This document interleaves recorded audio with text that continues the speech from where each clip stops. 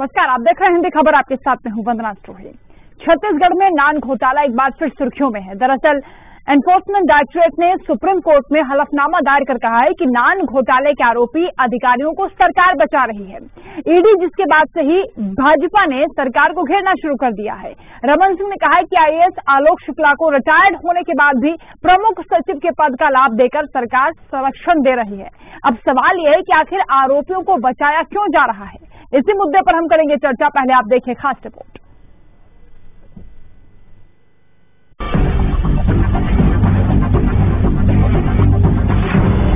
छत्तीसगढ़ की सियासत में नान घोटाले का जिन्न एक बार फिर चिराग से बाहर आ चुका है और इस बार आरोपों के तीर सत्ता पक्ष पर लगे हैं, क्योंकि ईडी ने सुप्रीम कोर्ट में दायर हलफनामे में कहा है कि राज्य सरकार आरोपी दोनों आईएएस को बचाने में लगी है।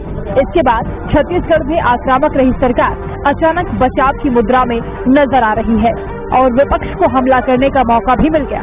तो वहीं पूर्व सीएम डॉक्टर रमन सिंह ने तत्काल प्रेस कॉन्फ्रेंस कर बघेल सरकार पर आरोप जड़ दिया कि वो आरोपी अफसरों को न केवल बचा रहे हैं बल्कि आईएएस अफसर आलोक शुक्ला को रिटायर होने के बाद भी प्रमुख सचिव के पद का लाभ देकर संरक्षण दे रहे हैं। रमन सिंह ने भूपेश बघेल के साथ साथ मुख्यमंत्री पद के दावेदार टीएस सिंहदेव को भी उनके बयान की याद दिला दी। छत्तीसगढ़ में पीडीएस नान घोटाले की जांच सीबीआई ईडी जो मांग किया था सीबीआई ईडी से कराई जाए, क्योंकि इसमें केंद्र सरकार की धनराशि का घोटाले हुआ है।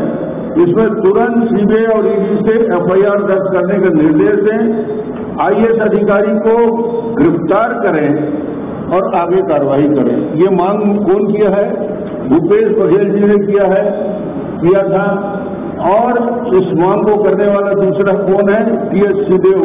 इन दोनों ने इस बात को मांग किया था और आज स्थिति ये बन रही है कि सत्ता में आने के बाद आज भूपेश बघेल और दोनों अधिकारियों को बचाने के लिए इस पूरे प्रकरण को कमजोर कर रहे हैं।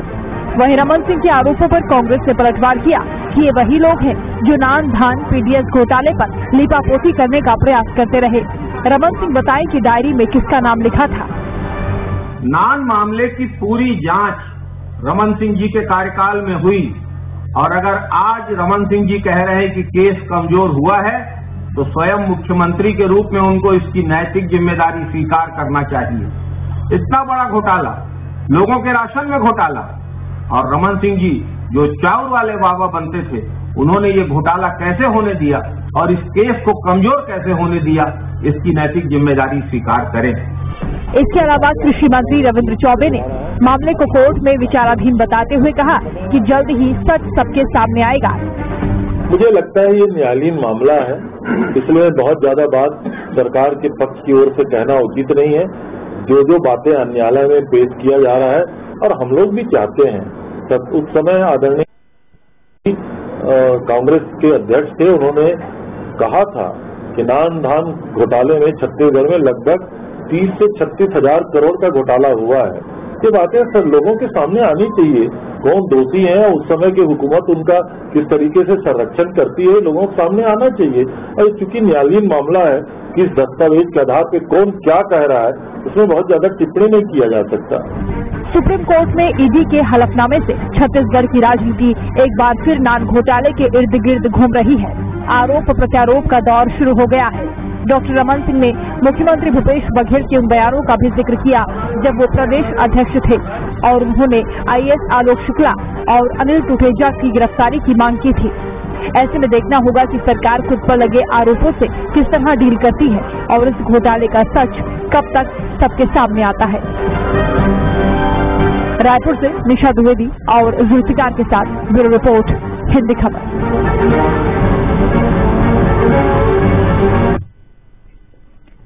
चलिए चर्चा की शुरुआत करेंगे। खास मेहमान हमारे साथ जुड़ चुके हैं, परिचय आपसे करा दें। नितिन भंसाली जी हमारे साथ जुड़ रहे हैं, प्रवक्ता है कांग्रेस के, स्वागत है आपका। राजीव चक्रवर्ती जी नेता भारतीय जनता पार्टी हमारे साथ जुड़ गए हैं, आपका भी स्वागत है। और वरिष्ठ पत्रकार बाबूलाल शर्मा जी आ गए हैं, आपका भी स्वागत है। शुरुआत में नितिन जी आप से कर रही हूँ। नान घोटाले को लेकर आरोप यह लगाया जा रहा है कि अब सरकार अधिकारियों को जिन पर आरोप है उनको बचाने की कोशिश कर रही है, संरक्षण दे रही है। खुद ईडी ने अपने हलफनामे में ये बात कही, अब बीजेपी भी आपको घेर रही है। ये घोटाला गिरी लोग क्या कहते हैं इससे हमें कोई मतलब नहीं है। अपना राजनीतिक अस्तित्व को बचाने के लिए और राजनीति में अपने आप को जीवित रखने के लिए रोज नई नई बयानबाजियां और बेइज्जती और मन गलत बातें कर रहे हैं, इसका कोई जवाब नहीं। अब ठीक है, ये घोटाला हुआ कब? इन्होंने कबूल तो किया कि ये घोटाला हुआ। इस 36,000 करोड़ के इस घोटाले में मुझे ये बता तो जरूरी है, 50 से प्रदेश के पूरे मुख्यमंत्री डॉक्टर रमन सिंह अपना स्वर आरोप लगा रहे हैं। वो बता है वो डायरी के 107 पन्ने कहाँ है? मैडम सीएम उस डायरी में लिखा था, वो कहाँ? कौन है मैडम सीएम? आपको तो मैडम सीएम कौन है ये बताने की आवश्यकता है। जिन दो अधिकारियों के नाम लिए जा रहे हैं उसमें मैं बता दूं, डॉक्टर आलोक शुक्ला का नाम लिया जा रहा है, जिन्हें संविदा नियुक्ति दी गई, जिन्हें प्रमुख सचिव बनाया गया है शिक्षा विभाग और हेल्थ में। उस विषय में भारतीय जनता पार्टी ने न्यायालय में याचिका दायर की थी जो खारिज हो गई। पूर्व मुख्यमंत्री डॉक्टर रमन सिंह जी अनिल टूटेजा जी के बारे में बोलते हैं कि ये सचिव है, 15 साल जो मुख्यमंत्री रहे उनको सचिव और सही सचिव का अर्थ नहीं पता, ये तो बहुत ही हास्यास्पद और गर्वनाक बात है। वो सही सचिव है नितिन जी, लेकिन रमन सिंह ये कह रहे हैं कि भूपेश बघेल ने, जो अब मुख्यमंत्री हैं, उस वक्त प्रदेश अध्यक्ष थे, उन्होंने कहा था कि देखिए दोनों जो आरोपी हैं उनको रिजाइन करा देना चाहिए, उनका इस्तीफा हो जाना चाहिए, उन्हें गिरफ्तार कर देना चाहिए। तो आज ये बात क्यों बदल रही है? सुर क्यों बदल रहे हैं? कोई सुर नहीं बदल रहे। हम हमारे स्टैंड पर कायम है। जब हमने एसआईटी गठित की तो यही लोग गए थे हाईकोर्ट में जांच को रोकवाने के लिए। किस चीज का डर है भाई? क्यों हाईकोर्ट जा रहे हैं जांच को रोकवाने के लिए? एसआईटी जांच पर भी तो ये लोग सवाल उठा रहे हैं कि एसआईटी का तो गठन इसलिए किया गया था ताकि आरोपियों को बचाया जा सके। सीबीआई और आईटी, ईडी, सीबीआई और आईटी किसके इशारे पर काम करते हैं मुझे बताने की जरूरत है। हिंदी खबर में लाखों लोग देख रहे होंगे और सब जानते हैं कि केंद्रीय एजेंसियों का दुरुपयोग करना तो किसी को। ठीक है राजीव चक्रवर्ती जी, आप लोग केंद्रीय एजेंसियों का दुरुपयोग कर रहे हैं और जबरदस्ती आप सरकार पर आरोप लगा रहे हैं। देखिए, ये जब कांग्रेस ईडी और सीबीआई के पक्ष में रहती है तब वो सही रहता है। भारतीय जनता पार्टी के समय उसका दुरुपयोग होता है। ऐसे किसी जांच एजेंसी के ऊपर आरोप लगा देना, मिथ्या आरोप लगा देना बहुत गलत बात है। लेकिन दरअसल देखिए, मुख्य मुद्दा यह है वंदना जी कि कहा जाता था, कांग्रेस पार्टी अपने शासनकाल में कहती थी कि डॉक्टर आलोक शुक्ला, अनिल टूटेजा जी मुख्य आरोपी है, षड्यंत्र करता है, राठौर जी षड्यंत्र करता है। अब आपकी सरकार आने के बाद सुप्रीम कोर्ट ने माननीय जो सबसे बड़ी अदालत, उन्होंने कहा कि सरकार का जो रुख दिख रहा है, जो डॉक्यूमेंट, जो एविडेंस वो सरकार से मांगना चाहते हैं वो देते नहीं समय समय पर। ये बड़ी विडंबना है कि आपकी सरकार, आप खुद आरोप लगाते थे इन अधिकारियों के ऊपर। आपकी सरकार अभी जब सत्ता में आ गई है तो जितने भी एविडेंस देने हैं जो राजीव चक्रवर्ती जी, एक सवाल आपसे भी पूछा जाता है ना कि वो उस चिट्ठी में क्या लिखा था, उस डायरी में doctor madam, CM madam, doctor साहब, ये किस किसके नाम थे? देखिए, नाम तो संरचना में बहुत सारे हैं और उन नामों और ये न्यायालय में लंबित है। जो भी दूध पानी का पानी न्यायालय से साबित हो जाएगा। लेकिन आज यह प्रश्न है जिस नाम को लेकर कांग्रेस सरकार बहुत उतावली थी, आपकी सरकार के सामने ये घोटाला आया, उसके बाद आप कह रहे हैं कि एसआईटी जो सरकार ने बनाई वो इसलिए बना दी ताकि जो दोषी हैं उनको बचाया जा सके। अब क्योंकि ईडी की तरफ से हलफनामा आया है तो आपको मौका मिल गया सरकार को लपेटे में लेने का। नहीं, सरकार तो कुछ संदेह के दायरे में है। आज जो राज्य सरकार है वो माननीय न्यायालय कह रही है कि जो बार बार कहने के बावजूद भी डायरी उपलब्ध नहीं कराना, केस डायरी उपलब्ध नहीं कराना और बाकी जितने भी एविडेंस हैं या जो भी डॉक्यूमेंट्स हैं, कोई किसी में देने की दिलचस्पी सरकार की दिख नहीं रही। तो इसीलिए कोर्ट को कहना पड़ा कि सरकार इन अधिकारियों को बचा रही है और इन अधिकारियों को पहले षड्यंत्रकर्ता कहती थी। यही हमारी सरकार जो वर्तमान में प्रदेश सरकार चला रही है। बाबूलाल शर्मा जी, दोनों पार्टियों का स्टैंड आप देख रहे हैं, विपक्ष में होते हैं तो हमला बोला जाता है, आरोपियों को गिरफ्तार करने की बात उठती है और अब सरकार पर आरोप लग रहे हैं कि संरक्षण दिया जा रहा है आरोपियों को। गंभीरता इसलिए बढ़ जाती है क्योंकि ईडी ने हलफनामा दिया है सर सुप्रीम कोर्ट में। देखिए, मैं आंकड़ों और बाकी स्थिति में नहीं जा रहा हूँ, मैं जनता की जो चर्चाएं इसके बारे में चलती है उसके बारे में जानकारी दे रहा हूँ जी। कि देखिए, दोनों अधिकारियों के बारे में हमारे सामने भी कई बार जो है ये गिरफ्तारी की मांग जो है अध्यक्ष के रूप में माननीय मुख्यमंत्री जी उस वक्त किया करते थे और हम लोग छापा करते थे। लेकिन ये जनता सोच रही है कि आखिर जिन अधिकारियों को गिरफ्तारी की इतनी तगड़ी मांग की गई थी उन अधिकारियों को सेवा में इन्होंने क्यों रखा हुआ है? हाँ।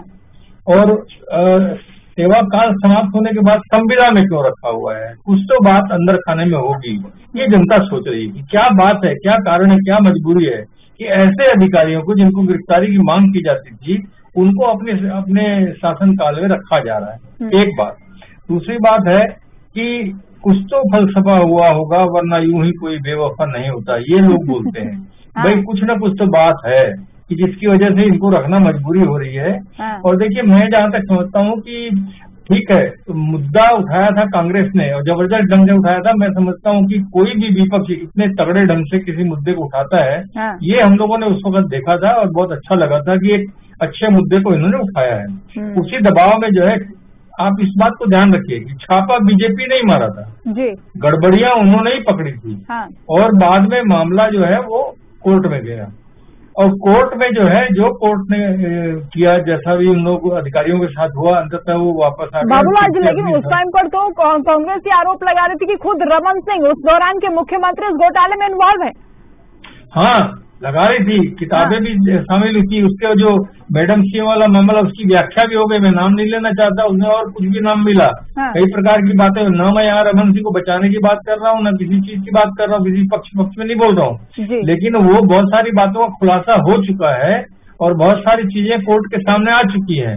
कोर्ट ने उसका संज्ञान ले लिया है। और ईडी का जहां तक सवाल है, ईडी जिस मामले में संज्ञान लेकर के उन्होंने हल्फनामा दिया है, उसका भी बहुत बड़ा मायने है। उसको संज्ञान में लिया जाना चाहिए निश्चित रूप से। और ये बात सिर्फ जनता के बीच में यही एक प्रश्न है जिसका प्रश्न का जवाब चाहती है जनता, कि जिन अधिकारियों को गिरफ्तारी की मांग की जाती थी, उन अधिकारियों को आज संविदा नियुक्ति क्यों गई? नितिन भंसाली जी, देखिए यही सवाल मैंने आपसे पूछा है, बाबूलाल जी आपसे फिर पूछ रहे हैं, जवाब दे दीजिए सर। हमारा भी यही प्रश्न है। हाँ। अरे आप घोटाला जीवी हैं, आप प्रश्न मत पूछिए, एंकर का काम है। घोटाला जीवी भी हो गए सर, नया शब्द इजाद किया आपने। हाँ बिल्कुल, नया शब्द नहीं, बहुत महत्वपूर्ण शब्द है, बिल्कुल फिट बैठ रहा है इनके ऊपर। घोटाला जांच इनके कार्यकाल के समय हुई, चलान इन्होंने पेश किया। अब जब लग रहा है कि इनके लोग फंस रहे हैं तो ये तरह तरह की बातें करने। देखिए, मुझे ऐसा लगता है, जितना अंदर खानों की खबरों को मैं राजनीतिक रूप से समझता हूँ, कि कंधे पर रखकर कहीं बंदूक चलाई गई है। धीरे धीरे सारी चीजें सामने आएंगी। एसआईटी भी अपनी जांच कर रही है और एसआईटी अपनी जांच करके रिपोर्ट जो प्रस्तुत है वो माननीय न्यायालय में करेगी और मामला जो है माननीय न्यायालय में विचाराधीन है। मुझे पूरी उम्मीद है कि साक्ष्यों के आधार पर न्यायालय दूध का दूध और पानी का पानी करेगी। और जो 107 पन्नों की मैं बात कर रहा था, जिनको रुपए लेन देन हुए हैं, वो भी सारे नाम सार्वजनिक होंगे और इस पर निश्चित तौर पर हो जाएगा। बस वही छोटा सा सवाल, बाबूलाल जी ने भी जैसा कहा कि ऐसा क्या अधिकारियों को आपका कोई राज मालूम है, कोई कमजोर नब्ज पकड़ी है कि उनको आपने पद दे दिया? बिल्कुल ऐसा कुछ नहीं है। ये किसी के आधार पर पद दिया गया। जब तक कि मैं बता दूं, संविधान में, वंदना जी, संविधान में अगर किसी के खिलाफ कोई चार्ज लगता है, कोई अपराध, जब तक वो सिद्ध नहीं होता तब तक कोई। बिल्कुल नितिन जी, ये बात तब भी आप लोगों को पता थी ना, जब भूपेश बघेल ने बयान दिया था, न्यायिक जब वो गिरफ्तारी की मांग कर रहे थे, ये बात तो उनको तब भी मालूम थी ना नितिन जी? एक तो मैं कह रहा हूँ ना कि कंधे का इस्तेमाल करके जो फायरिंग हुई है, उन सारी चीजों को हम बेनकाब करेंगे।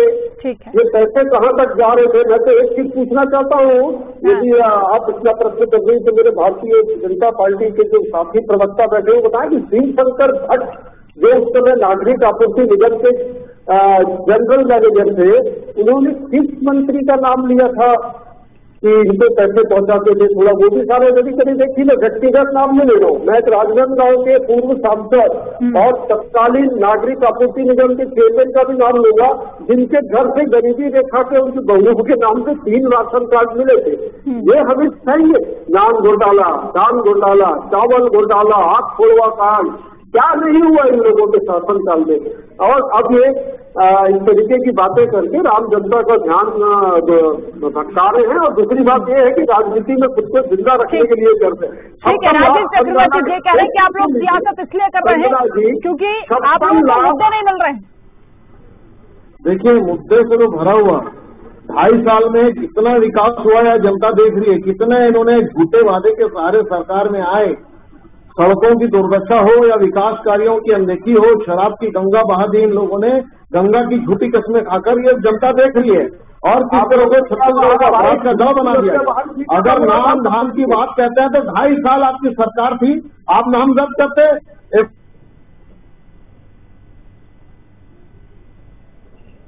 राजीव जी की आवाज में दिक्कत है। बाबूलाल शर्मा जी, ये भ्रष्टाचार के आरोप लगाकर ही तो कांग्रेस सत्ता में आई है। बीजेपी खुद उस बात को उठाएगी तो सवाल तो उनसे खुद भी पूछे जाएंगे कि आप ही की सरकार में तो हुआ था घोटाला। देखिए, बात ये बिल्कुल सही है कि घोटाला भारतीय जनता पार्टी की सरकार में ही हुआ था और था घोटाला ही, क्योंकि नगद राशि पकड़ी गई थी ड्रॉज के अंदर से। बिल्कुल। और ये कोई नहीं कह सकता कि इसमें घोटाला नहीं था। सर, बहुत बड़ी रकम होती है। हाँ, या कांग्रेस ने मुद्दा ठीक नहीं उठाया था। कांग्रेस ने मुद्दा बिल्कुल सही उठाया था। भ्रष्टाचार था और वो रमन काल में ही था। अन्य भी कई घोटाले हैं, राशन घोटाला, कई प्रकार के घोटाले हुए थे। ये बात सही है कि भ्रष्टाचार तो खूब चर्चा में रहता था। 15 साल तक भ्रष्टाचार का सामना के आरोपों का सामना किया रमन सरकार ने, जवाब कुछ भी नहीं आया। लेकिन प्रश्न जो जनता के बीच में है, जिसका जवाब जनता चाहती है, वो यही है कि जैसे अभी नितिन भाई ने कहा कि भाई कुछ बातें होती हैं जिनकी वजह से जो है अधिकारियों की नौकरी नहीं है। ठीक है, तो नौकरी जहां तक थी वहां तक रखना था और उसमें भी साइड लाइन में रखना था, मेन लाइन में नहीं रखना था। तब जनता को लगता कि हाँ भाई इसको सजा मिली है और अब योग्य व्यक्ति है, योग्यता का फायदा अगर आप उठाना चाहते हैं तो अयोग्य था पहले और अब अयोग्य कैसा हो गया। पहले नान घोटाला जब उसने किया तब वो योग्य नहीं था और आज जो है योग्य हो गया, तो उसको मेन लाइन में रखे हुए हैं। उसको साइड में कहीं बैठा देते, किसी छोटी मोटी पोस्ट पे बिठा देते, वहां समझ में आता है जनता को। जनता तो यही पूछ रही है ना कि इसको इतने प्रमुख पदों पे जो बिठा के रखा है और फिर जब रिटायरमेंट का टाइम आ गया तो आपने संविदा नियुक्ति भी दी, किस मजबूरी में दी भाई, ये पूछती है जनता। जनता के पास इसका जवाब नहीं मिला है, इसलिए जो है शंका पैदा होती है। वैसे मामला कांग्रेस ने उठाया था, मामला कांग्रेस ने पकड़ा था। रमन सिंह के भ्रष्टाचार की कई बातें उजागर करती, हर दूसरे दिन। राजीव चक्रवर्ती जी अपनी बात पूरी करेंगे। राजीव जी, ये एक सवाल भी मैं यहाँ पर जोड़ दे रही हूँ कि कांग्रेस से भी पूछ रही है कि जिस योग्यता के आधार पर आपने उनको पद दिया था उसी योग्यता के आधार पर वो दे रहे हैं, तो उसमें दिक्कत क्या है? अभी आरोप है, सिद्ध थोड़ी हुए। राजीव जी सुन पा रहे हैं सर? जी सुन पा रहा हूँ, आप सुन पा रहे हैं? हाँ जी बोलिए सर। हाँ देखिए, हमने आरोपों को पकड़ा, उनको जेल में भिजवाया, उनके ऊपर चार्जशीट की। अब उसके बाद यदि कांग्रेस शासन ने स्पेशल इन्वेस्टिगेशन टास्क फोर्स रखवाया और उसके बाद कांग्रेस के लोग अदालत में पूरे एविडेंस नहीं दे रहे हैं, सुप्रीम कोर्ट तक का ये वर्डिक्ट आया है कि सहयोग नहीं कर रही है और अपराधियों को बचाने का प्रयास कर रही है और तो और अपराधियों को जिस तरह से संरक्षण दे रही है, उनको रिटायरमेंट के बाद, जिसे बाबूलाल जी भी कह रहे हैं, पूरी जनता कह रही है, उन्हें एक्सटेंशन देना एक संदेह का जन्म देता है कि कांग्रेस के पार्टी के लोग घोटालेबाजों को संरक्षण देती है। और जो डायरी की बात हो रही है, वो डायरी पिछले 3 सालों से है। अगर उस डायरी में कोई पुख्ता बात होती तो अभी तक दूध का दूध पानी का पानी हो जाता, लोगों को कटघरे में खड़ा कर दिया जाता। तो कांग्रेस हवाई आरोप लगाती है और भारतीय जनता पार्टी बेदाग निकल चुकी है। बल्कि हमारी मांग है कि नान घोटाले के सारे आरोपियों को गिरफ्तारी हो, उनको सजा मिले। अच्छा राजीव चक्रवर्ती जी, आप ही बता दीजिए ना, हमें बात समझ में नहीं आ रही कि सरकार संरक्षण आरोपियों को क्यों देगी, जबकि उन्होंने खुद गिरफ्तारी की मांग उठाई थी। आपको क्या लग रहा है सर, क्यों इस तरह का स्टैंड अप चेंज हो रहा है? राजीव जी, वो आरोपियों को बचाना चाहती है, हमारा स्टैंड तो ठीक है। कोई टेक्निकल दिक्कत है, अभी भी बात पूरी नहीं हो पा रही है। नितिन भंसाली जी फिर से वही आरोप लगा रहे हैं कि सरकार ही संरक्षण दे रही है आरोपियों को। चाहते तो नियत में खोट बता रहे हैं कि अगर चाहते तो आप अभी तक खुलासा हो जाता। ये बताइए कि सर्वोच्च मतलब न्यायालय को तो मानते हैं ना, बीजेपी वाले हम भी मानते हैं, आप भी मानते होंगे, बाबूलाल शर्मा जी भी मानते होंगे। फिर हमने संविदा नियुक्ति की, ठीक है, संविदा नियुक्ति दी, भाजपा ने इस पे हाईकोर्ट में रिट फाइल की, याचिका दायर की, याचिका निरस्त हो गई, उस पर कोई हाथ पैर नहीं था, निरस्त हो गई। तो जब तक कि मामला न्यायालय में विचाराधीन है, वहां से जब तक कोई फैसला नहीं आ जाता तब तक की क्या समस्या है? इनको मुझे लगता है कहीं न कहीं कोई डर है कि जिनके कंधों पे बंदूक रख के गोली चलाई, जिनको मतलब अंधेरे में रख के कुछ काम किया जाए, कहीं इनके भेद ना खुल जाए या इनके कहीं राज ना खुल जाए। मुझे तो ऐसा प्रतीत होता है। मैं बता रहा था वंदना जी की प्रदेश में घोटाले कैसे होते थे, ये नान घोटाले से जुड़ा ही घोटाला है कि 56,51,000 परिवार थे प्रदेश में। मैं आपको बता दूं 56,51,000 परिवार, और राशन कार्ड कितने बन गए? 73 लाख। हमने आंदोलन किए, कांग्रेस सड़क से उतरी, जो गरीबों का राशन था वो सेठों, साहूकारों और राइस मिलरों के यहाँ भी कई जगह पकड़ाया। सोनपुरी घोटाला भी उस समय हुआ था, मुझे बहुत अच्छे से याद है। तो जो लोग 56,51,000 की जनगणना के आंकड़ों को झुटला कर 73 लाख गरीबी रेखा के नीचे के कार्ड बनाते, वो कुछ भी कर सकते हैं, उल्टा चोर कोतवाल को डांटे। और जहाँ घोटाले की ये लगातार बात करते तो मुझे एक लाइन याद आती है कि सावन के अंधे को सब जगह हरा ही हरा नजर आता है, ऐसी की कहावत है। तो इनको शुरू से इन्होंने भ्रष्टाचार और घोटाला किया है, जैसा कि मैंने नाम से दिया इन्हें घोटाला गिरी। तो मुझे ऐसा लगता है कि इनको हर जगह पे सिर्फ घोटाले और भ्रष्टाचार नजर आते। बट सरकार बहुत बाबूलाल शर्मा जी, किसको भेद खुलने का डर है? देखिए, भेद खुलने का डर तो जिसको भी हो, जैसा भी हो, लेकिन इस बात का जवाब ठीक से नहीं आ रहा है कि उसकी संविदा नियुक्ति क्यों दी गई।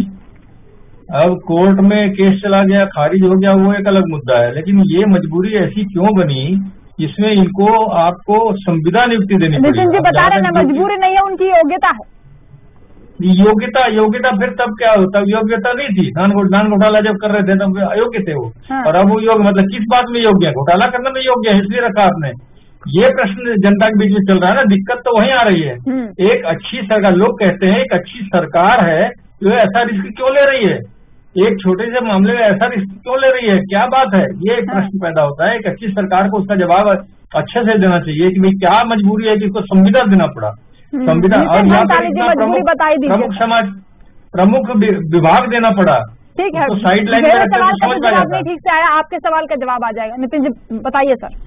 बाबूलाल शर्मा जी काफी वरिष्ठ पत्रकार हैं, मैं उनका बहुत सम्मान करता हूँ, हमारे बड़े भाई हैं। इसका जवाब यही है कि मामला न्यायालय में विचाराधीन है, उनके ऊपर आरोप अभी तक कोई भी सिद्ध नहीं हुआ है। एसआईटी अपना काम कर रही है, एसआईटी अपना काम करने के बाद अपनी रिपोर्ट जो है वो उनको सौंपेगी।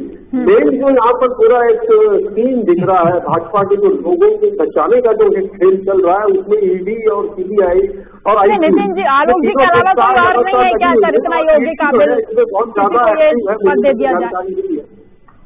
नहीं वंदना जी, एक मिनट बोले बाबूलाल जी बोले। देखिए, इसमें बात ये नहीं है, अगर योग्य है सब है, मामला कोर्ट में चल रहा है तो भैया उनकी सर्विस तो समाप्त हो गई थी, वो रिटायर हो गए थे, फिर संविदा में क्यों रखा? यही तो प्रश्न पैदा कर रहे हैं लोग। यही तो हम लोगों से भी पूछते हैं कि आखिर इसको रखने की इतनी जरूरत क्या पड़ गई थी कि भाई योग्यता थी तो उस समय योग्य थे, आज योग्य हो, किस बात की योग्यता है उनकी? ये बात लोगों के अंदर चलती है ना। तो जवाब तो यही आना चाहिए, संविदा देने की क्या जरूरत थी? बिल्कुल बाबूलाल जी, सवाल तो उठते रहेंगे और इस मामले का खुलासा जल्द से जल्द हो, ये उम्मीद प्रदेश की जनता भी कर रही है, क्योंकि नान घोटाले का जिन्न बार बार सामने आ जाता है, फिर आरोप प्रत्यारोप का दौर शुरू हो जाता है, उससे कामकाज प्रभावित होता है। ऐसे में अब देखना होगा सुप्रीम कोर्ट में, क्योंकि मामला विचाराधीन है, क्या इस पर फैसला आता है और कौन कौन दोषी हैं, इस पर भी सबकी निगाहें रहेंगी, क्योंकि कौन उनको बचा रहा है, किसका संरक्षण मिल रहा है और किसको भेद का डर है, ये भी देखना होगा। चर्चा में इतना ही, बहुत शुक्रिया आप सभी का हमारे साथ जुड़ने के लिए। नमस्कार।